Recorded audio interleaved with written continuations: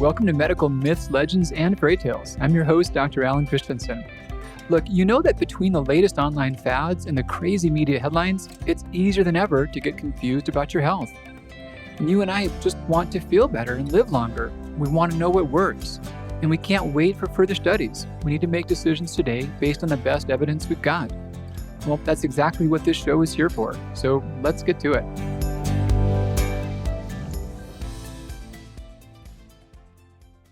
Please enjoy today's interview. This is going to be a good one. This is Dr. Doni Wilson. I've known her for a lot of years. She's another naturopathic doctor. She's a professional midwife, a certified nutritional specialist. She's got a new book out called Master Your Stress and Reset Your Health. I've been aware of Dr. Wilson's work for a long time and been a dear close friend. And this is really good. She's put together a program called the Self-Care Program, and she's written this up in her book. This is really a new update on the relevance of the human stress response, the tie-in to adrenal function, and how we can get this back on track. Very timely topic given the last couple of years of craziness that the world has been through. So please enjoy and make some use out of this time with Dr. Doni Wilson. Hey, Dr. Alan Christianson here with you. Welcome back to another episode of Medical Myths, Legends, and Fairy Tales. So this is a really special interview, and I'm jazzed about this. I get to spend time with a dear friend, Dr. Doni Wilson, and talk about a really important topic. So you heard me give her introduction, you know about her background. She's got a really good book out, and the timing couldn't be better. So everyone has a sense about the fact that just stressors and pressures has an effect upon their life, and their symptoms, how they feel, their disease risks. But I'm so happy to have her here right now because, in case you didn't know, it's been a tough last few years for the whole world. So I don't know. I don't think we've actually declared that we're done with the pandemic. It's certainly a different phase. But regardless of how that plays out, it's been a time of upheaval and turmoil. So yeah, Doni, glad you're here with us. Let's sort this out. Let's resolve the whole thing right now and just take care of it. How's that? That's a great plan. Let's do it. About time somebody did, huh? Exactly. I mean, and the two of us together, that's the thing, I enjoy about you is you love to just dig in and say, how do we think about this so we can actually solve it? And so it's going to be fun. Well, I know you've thought about this for a long time. I mentioned about how you had the struggles with migraines for so long and able to turn that around and made some good programs. So I guess start off with what is the thing we're talking about? Is this stress? Or what do we call this? What does it really mean? Let's sort that part out from the beginning. Okay. Well, I think we become more familiar with this term stress, especially from the pandemic. I think people are more aware of saying, I feel stressed, or I know I'm exposed to stress, and you start to wonder how the stress is affecting you. And but then what happens when we're stressed is not just the initial maybe anxiousness or overwhelm, that might be where some of us kind of think that it stops, but actually, as you and I think about it, we look at the more physiological effects of the stress on the body. And so one of the things that happens when we're exposed to stress is the fight or flight response, the sympathetic nervous system. And we need it. That's the thing I always like to emphasize. We need our stress response. We wouldn't want to remove and not have a stress response. In fact, we also need stress. We need, as humans, we're going to have stress. In fact, what we prefer is to choose our passion as our stress. For you, maybe it's I'm gonna train for this marathon, and it's gonna create some stress, but you're doing it for a purpose. So it's about the stress, but it's also how do we understand the sympathetic and parasympathetic nervous system and how to help them recover from stress. But then there's also the adrenal glands that get involved, the adrenal glands that make the cortisol and adrenaline, our stress responding hormones. The adrenal glands, we're asking them to keep up with us while we're being stressed. And so to me, it's about understanding how our adrenal glands and the rest of our body is affected by stress. And I've talked about this a bit some, and I think you and I have come to a lot of similar conclusions from independent research, but there's some confusion in natural medicine and also in conventional medicine. I think the natural side, we can talk about adrenal fatigue and why there can be a bit of misnomer there. And then the conventional side almost wants to ignore this whole phenomenon entirely. So yeah, just what are some thoughts about both of those sides taking it too far? Mm-hmm. Well, I think this is where there's a lot of misconceptions, because if you go to the standard, you go in for your physical exam and you do your standard blood work, they're likely not going to be thinking about or testing or talking about your adrenal glands. It's there's some ways that you and I can look fine tune at, like, say, electrolyte levels to get a better sense of adrenal glands, but just for everybody to know that it's often missed from my perspective in a general physical exam. So if you're wanting to know about your adrenals, you're going to need to think outside the box and say, okay, I really know that I've been under stress. I want to think about it. Even if you go to an endocrinologist and they test your cortisol levels, the standard blood test for cortisol is really broad. It's easy to fall in the normal range. And only in certain scenarios, more rare scenarios, is the cortisol off the charts, and cortisol, a Cushing syndrome, or completely shut off in an Addison's disease. Those happen, but they're more rare. And so you might then walk out of even the endocrinologist's office with being told your adrenals are fine, but are they really optimal? And I think that's the difference. Is we're looking at how can we optimize adrenal function, because ultimately it is that important. Like, someone could say, well, is it that important to have optimal cortisol? Is it that important to have optimal, adrenaline and adrenal function? And I would argue that it is that important, because it can have that much of an effect on your health. Along those lines, there was the one study I've talked about, the Whitehall 2 study. They took people and showed that various health markers and how they predicted early death risk. And they looked at a lot of the common things: blood pressure, glucose, body weight, smoking status, cholesterol levels. And they also looked at the cortisol timing, the cortisol slope. And you can tell us more about that. But what they saw was that people that had abnormal cortisol rhythms, that particular finding was the biggest predictor of early death. Like, if you could ask someone, do you smoke or not? Or if you could measure their blood pressure, if you could know their cholesterol, if you had to make a bet on what one thing would best predict early death, the cortisol beat all of those. So yeah, it's a big deal. Well, I mean, thank you for sharing that. That is, yeah, it's like, and it's not something that's getting tested in your regular exam. That's why I would say, if you want to have a stress test, what we might think of as a stress test when you go to the doctor's office, really they need to be measuring your cortisol at different times of day, not just a blood draw in the morning. We need to know, as you said, it should be higher in the morning and gradually decreasing through the day. So we need to measure it at different times of day. We need to measure it in the morning, in the middle of the day, the evening, and the bedtime.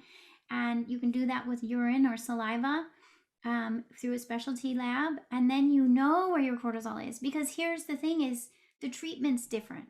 Like, I think this is another misconception out there, is that sometimes people do hear that they need to pay attention to their adrenal glands. Maybe they have been told they have adrenal fatigue or something, burnout, and then they go and just pick up any old adrenal product, right? And it's like, but you and I know if they just throw several different herbs and nutrients in one product, what's the likelihood that it's going to help all of the people who are taking it?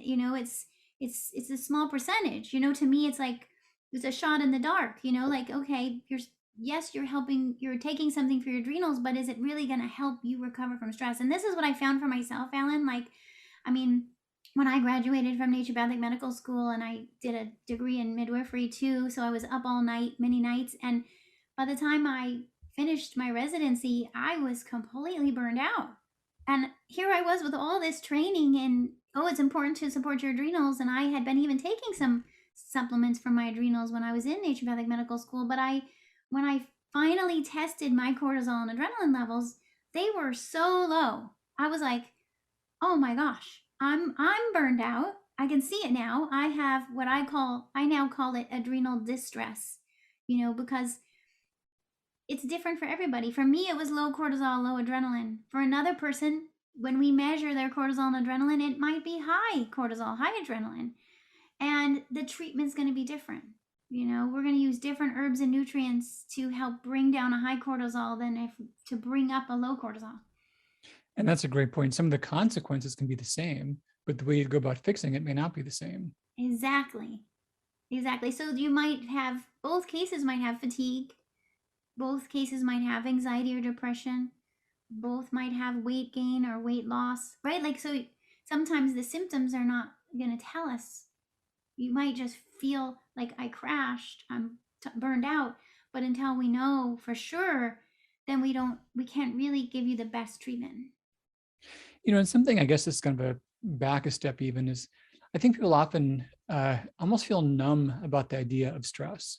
And I think the Mm-hmm. assumption that comes up is that we've got stressful, chaotic issues in life, and much of that honestly can't be changed. And there often are circumstances we can change and improve, but there are things that can't always be changed in the short term. And people often feel resigned as if they can't make a difference. And the message I love about your book is that the circumstances are there, and if you can fix them, so be it. Do what you can, but nonetheless, you can do a lot to change your resilience. You can change how you respond to those circumstances, and that's the real opportunity.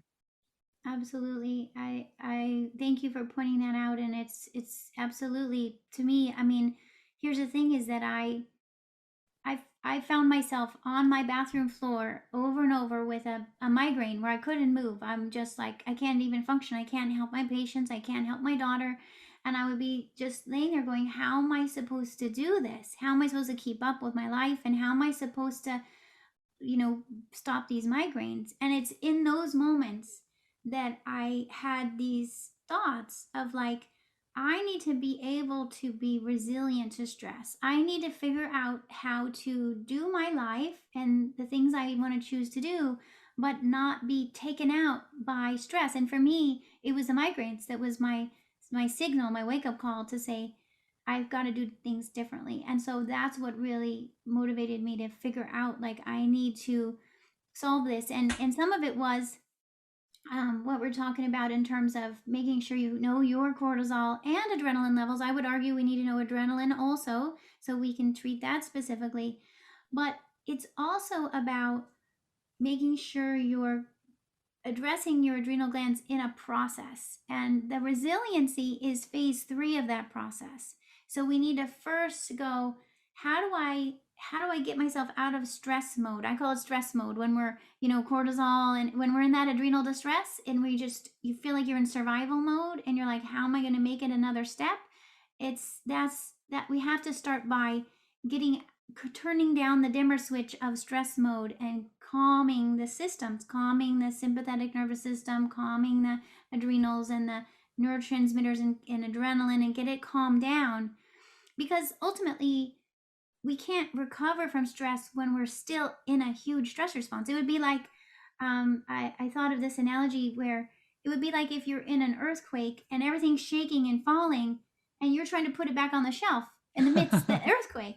It's like it's all gonna fall out again. It's like, but I think that's a lot of times what we're trying to do. We're trying to like stick it all back on the shelf while it's all still falling off the shelf. And so we need to go like, how do I get through the storm, so to speak, kind of turn down the stress mode. Now we can rebalance things. Now we can rebalance cortisol, adrenaline, all. We can rebalance digestion because we know cortisol disrupts digestion. We know imbalanced cortisol disrupts immune system. We know it imbalances all the other hormones like thyroid and insulin, and we know it throws off also the neurotransmitters like serotonin. We got to get everything back to balance. And once we have everything back to balance, that's phase 2. Then we can go to phase 3, which is this resiliency you're mentioning. Like now we can be kind of like walking through whatever comes at us and know what we need to do to stay healthy. That's great. You talked about how the sign, the evidence for you that things were off was the migraines. That was how it played out in your case. And yeah, people are different on this. They can have different fuses that go off or different signs or signals that take place. And for many, I think that, I don't know, there's nothing that they in their mind directly ties into it. They may feel symptoms. They may have some various issues that go on, but there may not seem like a direct link between that and one's total stress load. And a difficulty too is that our culture has a lot of messages around, you push through things, you pull yourself up by the bootstraps, things that our mind influences. There's a slippery slope between you're making it up, it's not a big deal, just suck it up and get over it. and it's difficult because the other side of it can be, wow, my psyche, my mind, my beliefs and ideas are so incredibly powerful, and there's so much I can do to benefit things in this way. We have healing potential. But yeah, the dark side is you're weak-willed, you should just suck it up, and this is not really a real thing. These are these conflicting messages. And there's many people, I think, to where they have very real symptoms that they're struggling with that are objective symptoms that can be measured, that may be either solely caused by the stress response or greatly worsened by a stress response. And in many cases, there can be a lot of opposition to accepting that. You can want to think there's got to be something else behind it. And there could be other contributors, but stress might be a big one. So was there a journey you went through before you realized that that was a big part of what was going to be the answer to your migraines? Or like, how did that play out in your case? I love that you're mentioning this, and I a couple things. Yes, to me it's like the way my brain works is I tend to look at things from a big picture, and then and with my patients I'm always trying to solve for, if I can get at the most root cause, I know I'm going to have a ripple effect and benefit everything else. So I kept, every time I would say to myself, with every case that came to me, whether it was my migraines or a patient, with fertility issues or digestive issues or anxiety and depression, I would be saying to myself, what's the most underlying cause? And how can I, by shifting that underlying cause, instead of, I think of these analogies of like a ripple, right? If you throw the rock in the water, it's like, where's the positive ripple effect? If I can solve for the adrenal glands, the ripple effect is it is helping everything else in the body to rebalance. If we have too much stress and not enough stress recovery, we're sending ripples in the other direction that are disrupting. So part of it was the way my mind thinks about just trying to solve from the deepest root cause. But I also think, Alan, that part of this is just like maybe came from my childhood.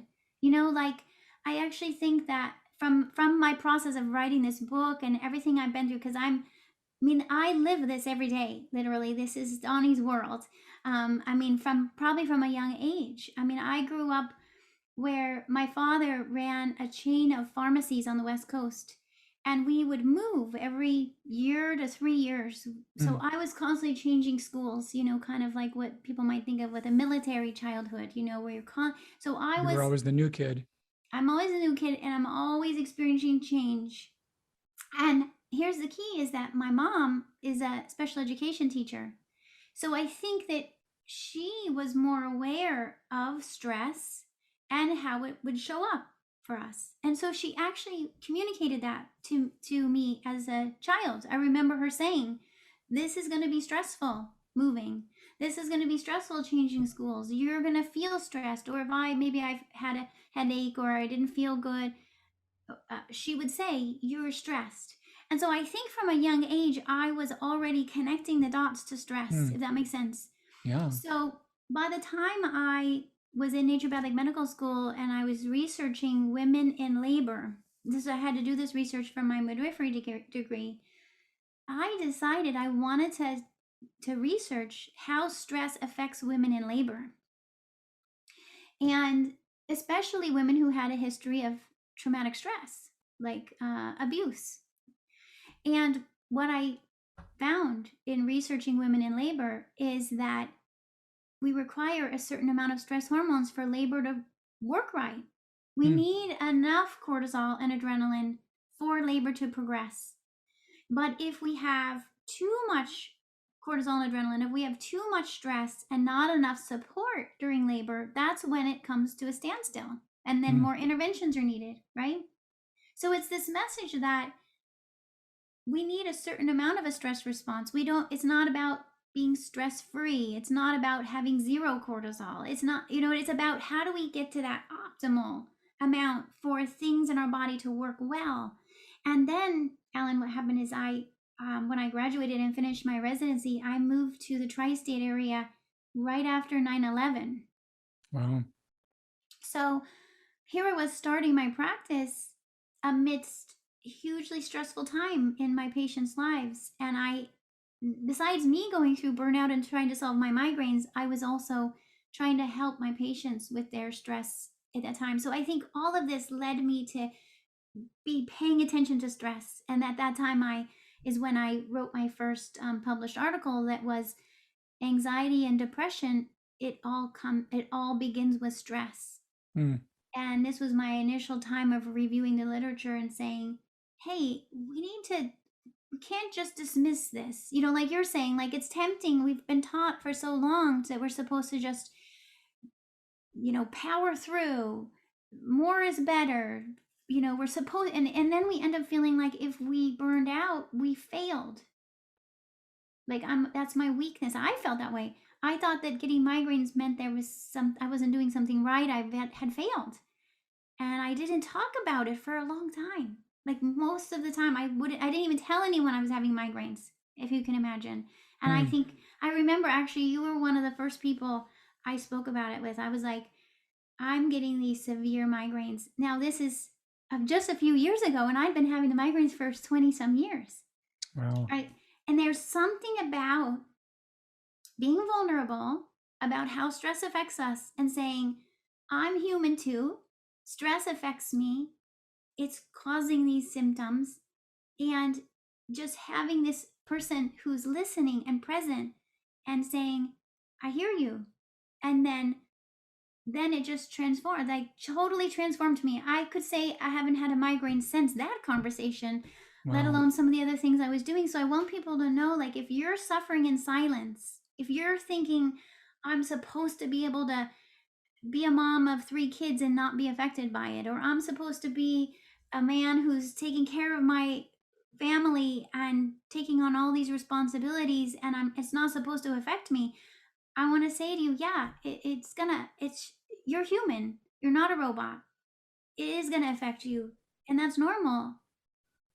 I want to go a little deeper in a point. So for you, the clear trigger was migraines. You had some more fluency and awareness about stress, how powerful it was going into it.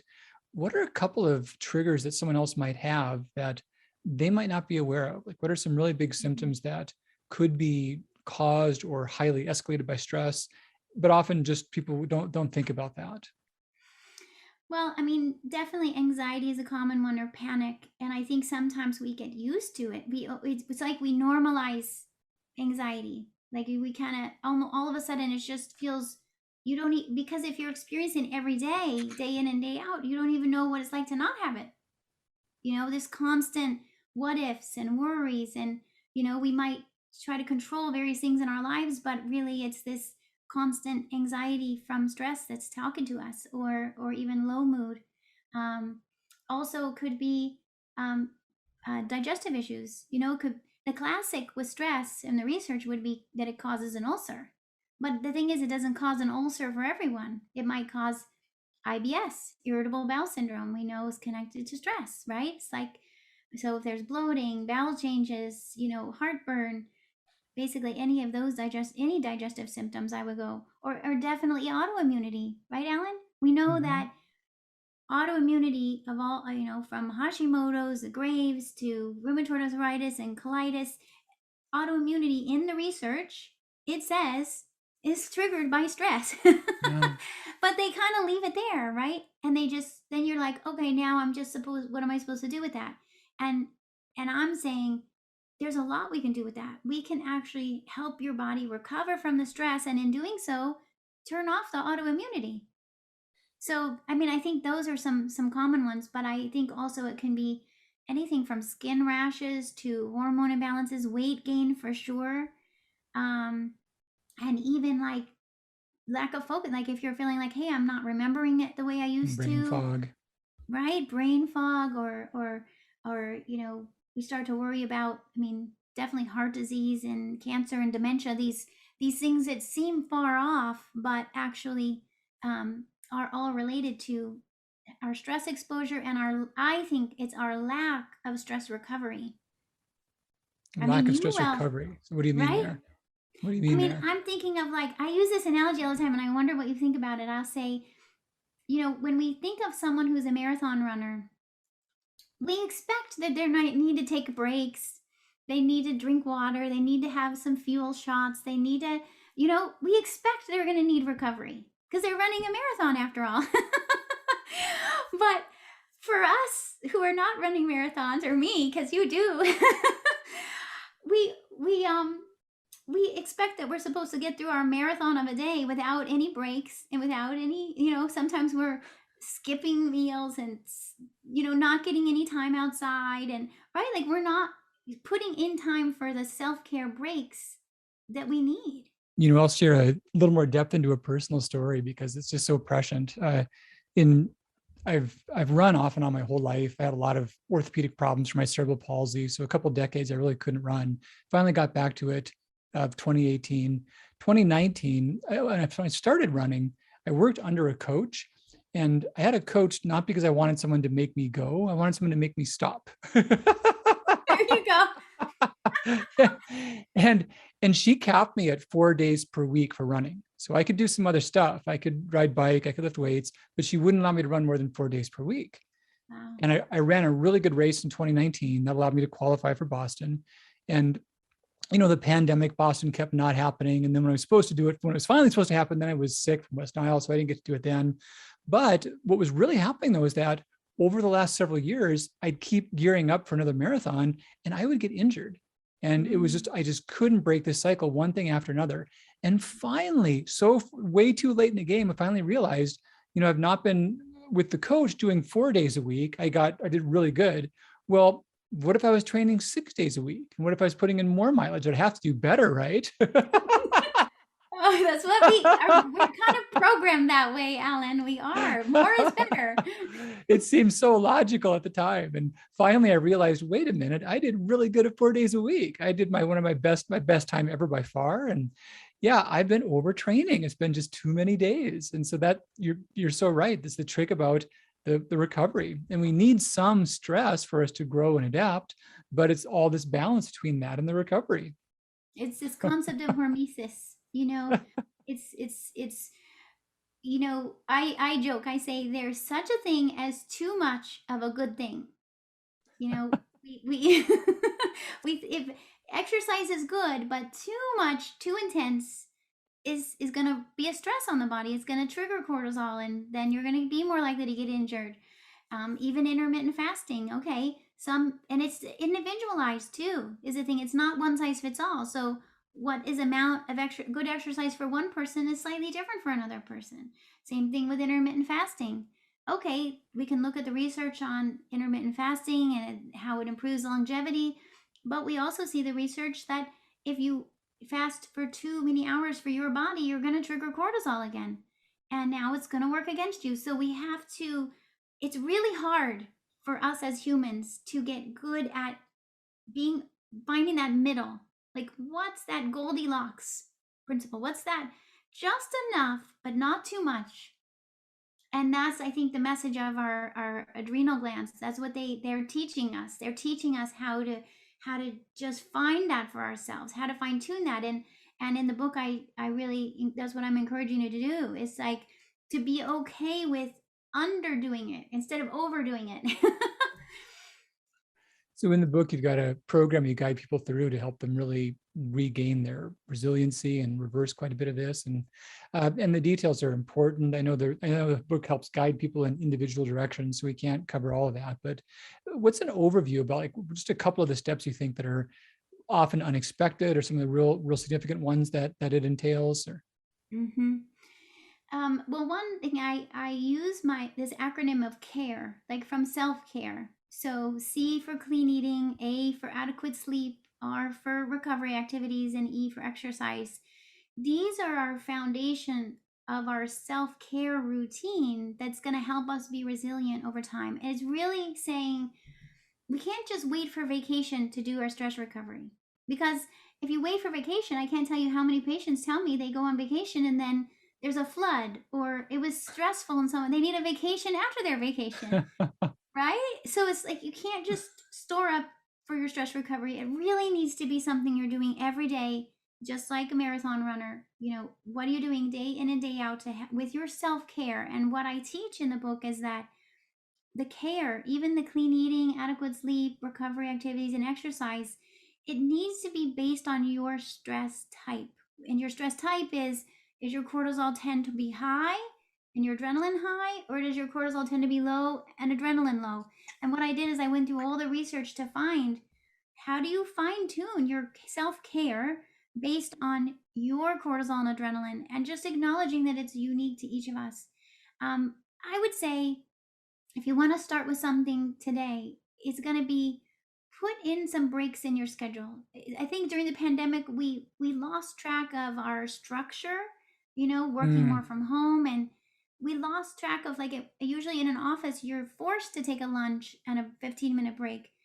If you're still working from home or mm. wherever you are during the day, put it in your calendar to make sure you get your breaks. And during that, it might be as simple as taking the dog for a walk around the block. It might be taking a couple deep breaths, because when we take a deep breath, we're signaling to the vagus nerve to turn on the parasympathetic nervous system.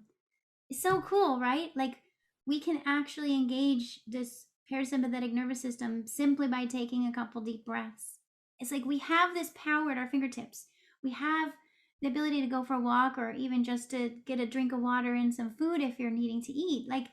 But we have to kind of teach ourselves to do it. And as we start to get in the self-care routine, then you're starting to get your resiliency plan in place. So having a routine, having a structure to the day is a big part of that. Mm-hmm. Yeah, yeah, it makes it.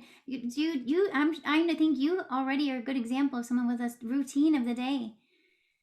I do pretty well that way. Our son, Ryan, he's Yeah. 18 now, and he's impressed me so much. So what his system is he has little alerts, or I think which part of he uses an iPhone. I think it's the timers. That's right. So there's timers you can set to go off, and he's got these set like all throughout the week. And he's Oh, told me about his system.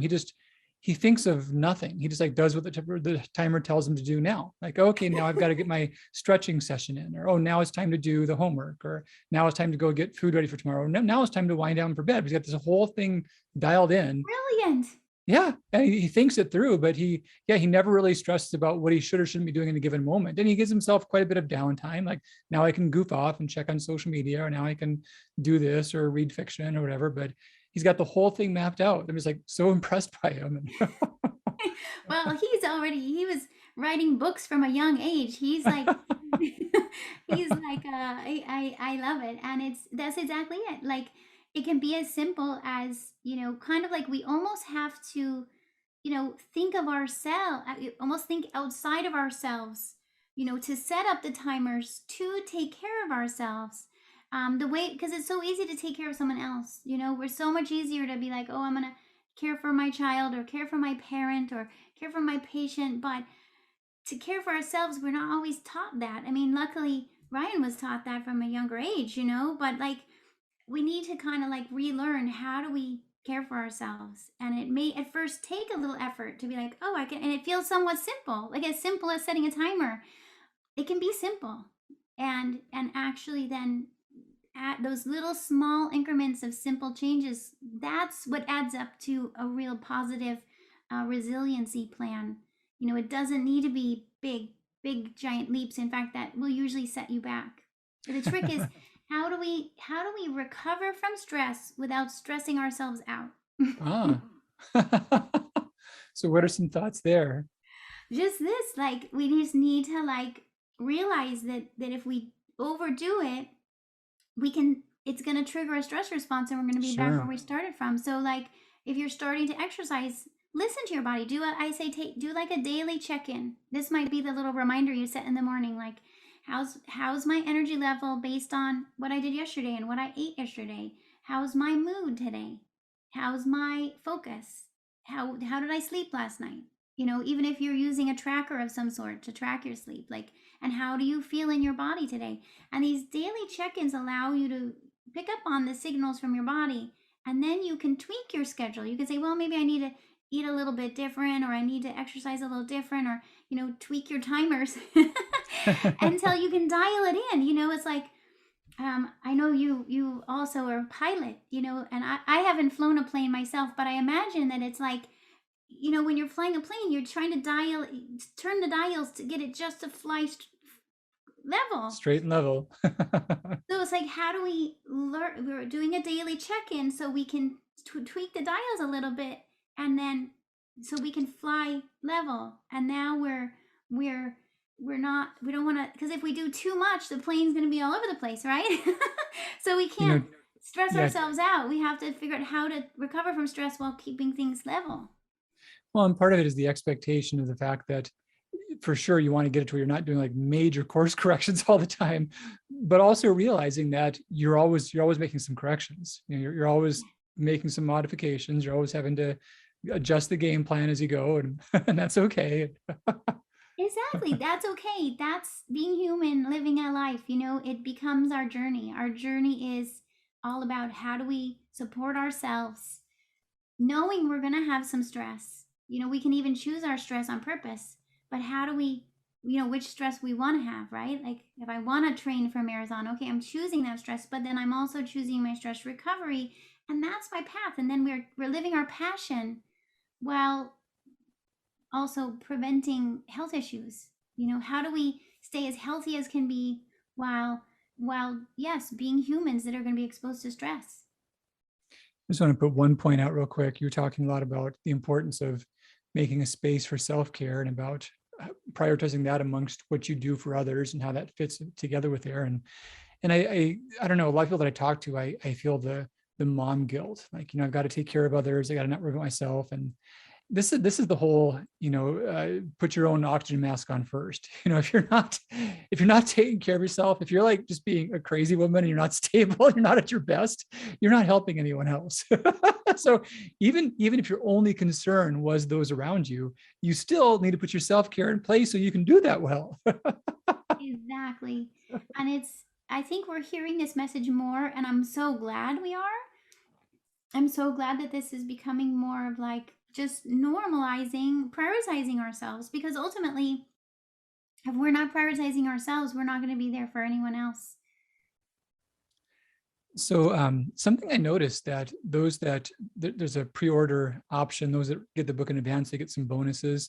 So I've known Dr. Doni for many, many years, a dear friend, and of many great attributes, she has the most soothing, beautiful voice, as you've come to hear. And you've got a guided meditation that you've done as one of those bonuses. You tell us about that? Sounds really neat. I never imagined that I could lead a meditation. Believe it or not, I used to be very critical of my own voice. Oh, wow.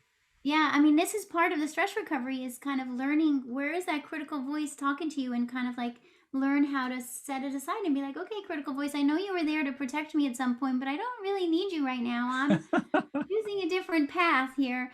And so, yeah, but I've done so much of meditation over the years with others, and kind of like learned like what really helped me to understand meditation and be able to implement it for myself. And so this is what I teach when I teach meditation now, is like, here's the Donnie version of how to do this, because it's I think sometimes people even will stress about meditation, like thinking I'm doing it wrong, and am I supposed to do it this way? Do I have to, and really meditation can be so much more flexible. You don't have to be sitting, you don't have to have your eyes closed. You can, many times for me, meditation is walking, or, while I'm doing other activities, but it's a matter of, just understanding how we can use this tool of how do we kind of be more the observer of our experience. To me, that's a lot of what meditation is how do we, like I'm saying, how do I take this critical voice and put it out on a piece of paper or in front of me and be like, okay, critical voice, I see you. We're not rejecting it or judging it. We're just having this presence, and then be able to choose differently. And to be able to do that, you have to have kind of this space and in your brain, in your awareness. And to me, that meditation is an important skill for learning that, how to be present and be okay with all the messages and stimulations that we're getting from sounds and lights and thoughts, and just be like, how can I be present with this and still know who I am, right? Like sometimes we have to sit there and go, okay, I'm the me who's perceiving all of this. And now what do I want to choose? And so yeah, so thank you for noticing that. Yeah, I'm hopeful for, teaching that skill, because we know those meditative skills can be such an amazing stress reset. Dr. Doni sent me a copy of the book already. I've got to look at that, but I'm actually going to go through the process and sign up. And I want Dr. Doni to have a talk with my critical voice. I think that'd be a very helpful thing. So, Let's do it. so that's what I'll listen to with the guided meditation. Very good. Let's do it. Let's do it. Awesome. Thank you. Yes, I mean, the book is at the regular everywhere you normally order a book, but please, yeah, come and let me know you ordered it, because I really want you to get the most out of this book, and I'm here to help you do that. That's awesome. So, closing thoughts or words of inspiration. What do you think? Yeah. By the way, with my voice, I'm going to be narrating the book for the Audible version. So Awesome. so That's great. you'll get more of my voice then. But, I love books on Audible too. For anyone if you have a hard time getting through a whole book, if you haven't already, yeah, Audible gives you like a free book. When you sign up, you can get more later or whatever. But I do struggle sometimes to get through all of my reading, but I always get through the Audible stuff. There's pretty much all my exercise time. I'm doing Audible books. You can get through so much that way. So yeah, that's a great way to check out her book. yeah, and me too. I love it too. So that's why I wanted to make sure that it happens. And yeah, just know that we're all humans. We are living in these human bodies. We didn't come with an instruction manual, and we can't go to the body store and get a different body. So it's kind of like we go, okay, here I am. Now, what am I going to do with my experience here in this human body? What do I want that to look like? And to know that you can start any day. It's never too late. It's never too late to say, I'm ready to learn more about how to be healthy in my human body, mind, body, and spirit. That's wonderful. Dr. Downey, thank you so much. You're welcome. Thank you, And Alan. everyone here, yeah, thank you for joining us in another episode of Medical Myths, Legends, and Fairy Tales. Dr. C here with you, and I'll see you again real soon. Bye. Hey, Dr. Christianson here. Thanks so much for joining me for another episode. Is there a topic you'd like me to cover? I'd love to hear from you. Just go to Dr. Alan Christianson on Facebook or Instagram, write your question, and use the hashtag #MedicalMyths. Did you find this show helpful? If so, please take a minute and leave us a rating on iTunes so that others can know. Thanks much, and I'll be back with you real soon. Bye-bye.